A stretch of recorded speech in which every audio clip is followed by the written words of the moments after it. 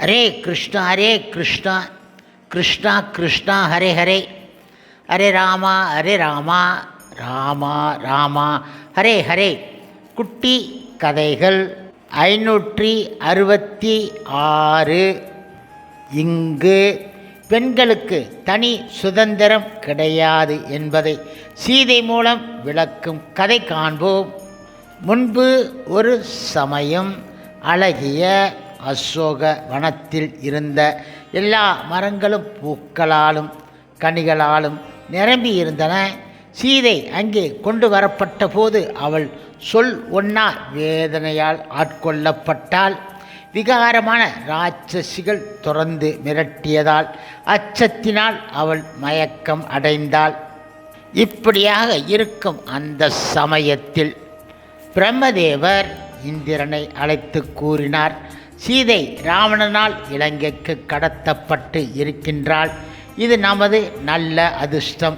ஏனென்றால் இராட்சச அரசனின் அழிவு நெருங்கிவிட்டது என்பதை இது காட்டுகின்றது. இருப்பினும் ராமரின் பிரிவில் உணவில்லாமல் வாழ்வதால் சீதையின் உயிருக்கு ஆபத்து இருக்கின்றது.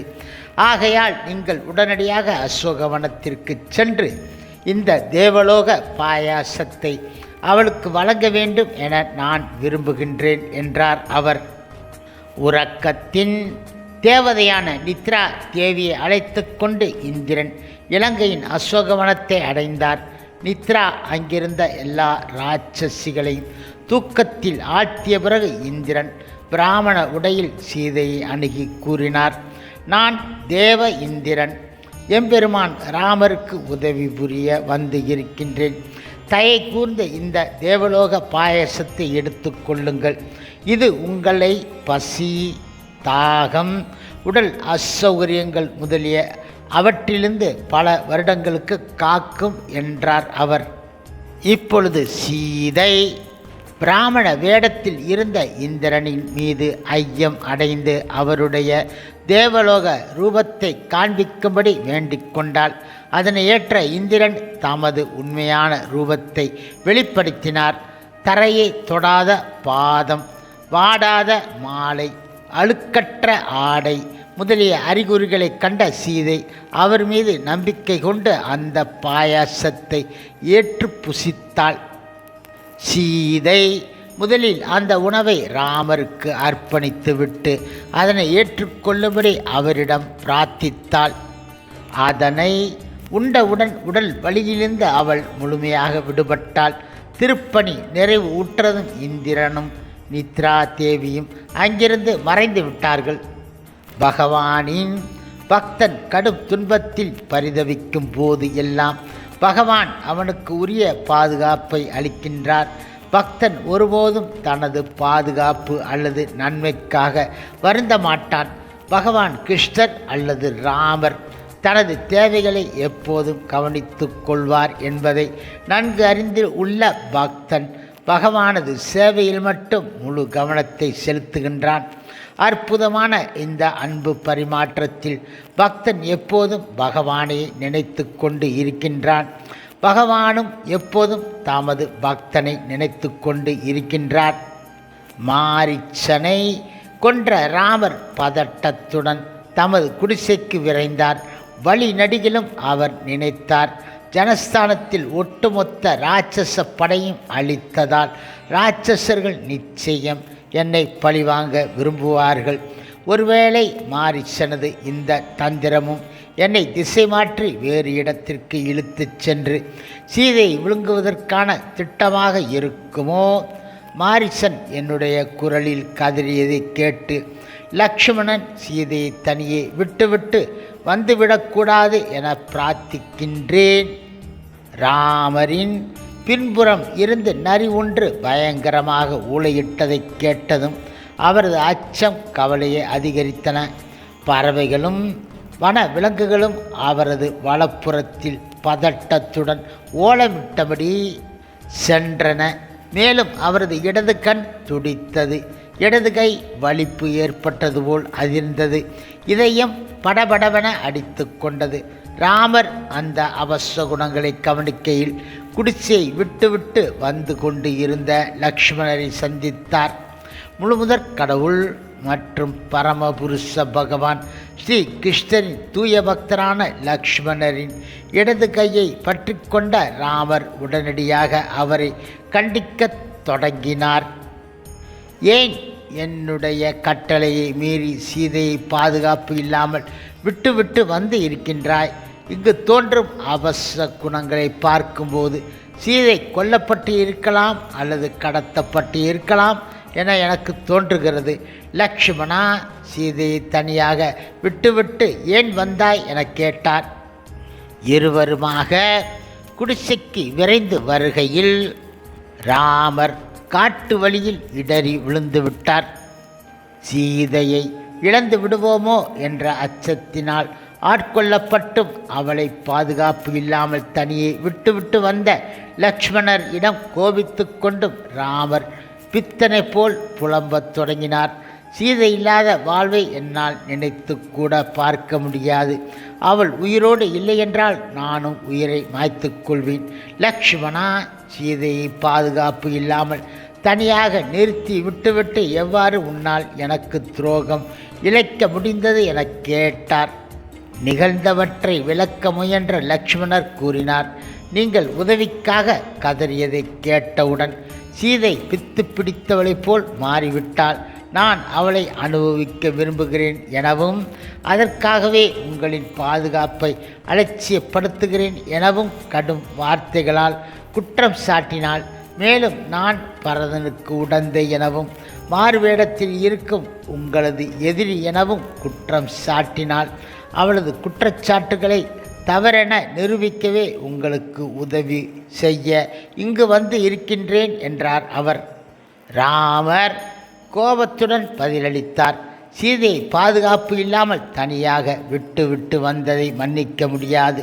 நான் யாராலும் வெல்ல முடியாதவன் என்பதையும் இராட்சசர்கள் மட்டுமில்லாமல் யாராக இருந்தாலும் அவர்கள் இடமிருந்து என்னை காத்து கொள்ளும் வல்லமை படைத்தவன் என்பதை நீ முழுமையாக அறிந்தவன். அவ்வாறு இருந்தும் ஒரு பெண்ணின் கோபத்தினால் தூண்டப்பட்டு எனது கட்டளையை மீறி இருக்கின்றாய். லக்ஷ்மணா, நீ மாபெரும் தவறை செய்துவிட்டாய். இத்தகு செயல் உனக்கு பொருத்தமானது கிடையாது. ராமரும் லக்ஷ்மணரும் குடிசை அடைந்தபோது அது வெறிச்சோடி கிடப்பதைக் கண்டார். ராமர் நாலாபுரம் சீதையை தேடத் தொடங்கினார். அவளை காணாத ஏமாற்றத்தினால் அவரது முகம் ஆழ்ந்த வருத்தத்தினால் வாடி கருமையாக தோன்றியது. பிரிவு துயரில் தெய்வீக பித்தனாகிய ராமர் மரங்களை நோக்கி, என் அன்புக்குரிய சீதையை பார்த்து இருக்கின்றீர்களா? மஞ்சள் பட்டாடை உடுத்தி கேசத்தை பூக்களால் அலங்கரித்தபடி அவள் இவ்வழியில் சென்றதை பார்த்தீர்களா என விசாரிக்கத் தொடங்கினார். மரங்களை விசாரித்த பின்பு வனத்தில் இருந்த விலங்குகள், பறவைகள் என எல்லோரிடமும் சீதையை பார்த்தீர்களா என வினவினார். விடை ஏதும் கிடைக்காமல் அவர் மிக வருந்தினார். பின்னர் சீதை தன் முன்பு திடீரென தோன்றிவிட்டதாக கற்பனை செய்து கொண்டு கதறினார். என் உயிரிலும் மேலானவளே, என்னை தவிக்க விட்டுவிட்டு ஏன் ஓடுகின்றாய்? என்னிடமிருந்து ஏன் உன்னை மறைத்து கொள்கின்றாய்? என்னிடம் ஏன் பேச மறுக்கின்றாய்? அடுத்ததாக இராட்சசர்கள் சீதையை விழுங்குவதாக கற்பனை செய்த ராமர் அவளது மென்மையான உடலை பற்றி மனக்கண்களால் சிந்தித்தார். சீதையை கண்டுபிடிக்கும் முயற்சியில் நம்பிக்கை தளராது ராமரும் லக்ஷ்மணரும் சுற்றியிருந்த மலைக்காடுகளின் மூளை முடுக்குகளெல்லாம் தேடி அலைந்தார்கள். சீதை எங்கும் காணாததால் ராமர் நம்பிக்கை இழந்து அமர்ந்தார். ஆயினும் இடைவிடாமல் தேடுமாறு லக்ஷ்மணர் ராமரை ஊக்குவித்தார். இவ்வாறாக மலைகள், காடுகள், சமவெளிகள் என எல்லா இடங்களிலும் அவர்கள் தேடி திரிந்தார்கள். ஒரு காலகட்டத்தில் ராமரால் தொடர்ந்து தேட முடியவில்லை. சொல்லன்னா வருத்தத்தில் முற்றிலுமாக மூழ்கிவிட்டார்.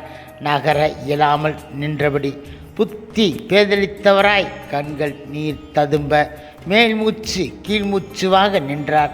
சீதையை கண்டுபிடித்து விடுவோம் என்ற லட்சுமணரின் உறுதிமொழியில் சிரத்தை இல்லாமல் இருந்தார். பிரேமையினால் வேதனைக்கு உட்பட்ட ராமர் கதியற்றவராக சீதா சீதா என மீண்டும் மீண்டும் கதறி இனியவளே, என்னுடன் நகையாடுவதற்காக எங்கேனும் விளையாட்டாக ஒளிந்து கொண்டு இருக்கின்றாயா? என்னால் வேதனை பொறுத்து கொள்ள முடியாததால் மன்றாடி வேண்டுகிறேன், தயை கூர்ந்து என் முன்னே வந்துவிடு என பித்தனை போல் அழுது புலம்பினார். பகவானின் பிரிவினால் பக்தர்கள் அழக்கூடிய சம்பவங்கள் ஏராளம். விருந்தாவன கோபியர்கள் தங்களது வாழ்க்கை முழுவதையும் கிருஷ்ணரை தேடுவதிலே கழித்தார்கள்.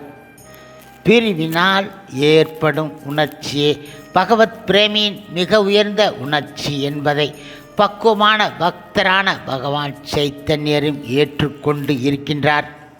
இருந்தும் கூட பரமபுருஷ பகவானாகிய ராமர் ஒரு சாதாரண மனிதனைப் போல் பாசத்தினால் அழுவது ஏன் என ஒருவர் நினைக்கலாம். உண்மையில் பகவான் அனைத்தையும் அறிந்தவர் என்பதால் சீதை எங்கே இருக்கிறாள் என்பதும் அவருக்கு நிச்சயமாக தெரியும். பகவான் பல்வேறு காரணங்களுக்காக லீலை புரிகின்றார். முதலாவதாக பரம்பொருள் என்றும் அருவம் கிடையாது என்பதையும் அவர் ஒரு உன்னத நபர் என்பதையும் நமக்கு கற்பிப்பதற்காகவே அவர் வருகின்றார். அவ்வாறு அவதரித்து அவர் தமது பக்தர்களுக்கு ஆனந்தம் அளிக்கின்றார்.